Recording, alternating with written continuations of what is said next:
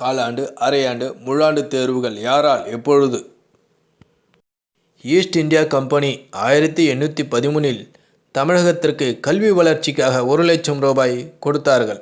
1816இல் Ellis மற்றும் Campbell என்ற இருவர்தான் பாரதம் முழுக்க சுற்றுப்பயணம் செய்து சமஸ்கிருதம் இணைப்பு மொழியாக இருப்பதை கண்டார்கள். ஆக மொழி வாரியாக மாநிலங்களை பிரித்தாளும் சூழ்ச்சியை செய்தவர்கள் இவர்கள் இருவர்கள்தான். 1834இல் மெக்காலே இந்தியாவிற்கு வருகிறார்.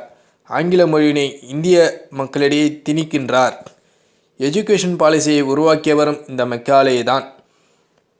குமாஸ்தாக்களை உருவாக்கும் கல்விதான் இந்தியாவிற்கு தேவை, அறிவாளிகளை உருவாக்கும் கல்வி இந்தியாவிற்கு தேவையில்லை என்பதை உணர்ந்தவர் இவர்தான். படித்து முடித்த பின் சர்டிஃபிகேட் முறையை கொண்டு வந்தவர் மெக்காலே. கர்சன் பிரபு தான் இந்தியாவில் காலாண்டு, அரையாண்டு, முழாண்டு தேர்வை கொண்டு வந்தார். 1856இல் கால்டுவெல் இந்தியாவிற்கு வந்து திராவிடம் வேறு என்பதையும் மற்ற மாநிலங்கள் வேறு ஆகவும் என்ற பிரிவினை உருவாக்கியவர் இவர்தான்.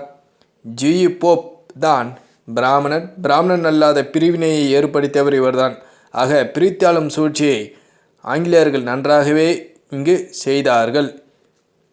ஆங்கிலேயர்கள் இந்தியாவிற்கு வருகைக்கு முன் இந்தியாவில் எவ்வாறு கல்வி முறை இருந்தது என்பதனை ஆராய்ச்சியின் மூலமாக அழகிய மரம் என்ற ஒரு நூல் மூலமாக ஆசிரியர் விளக்கியுள்ளார்.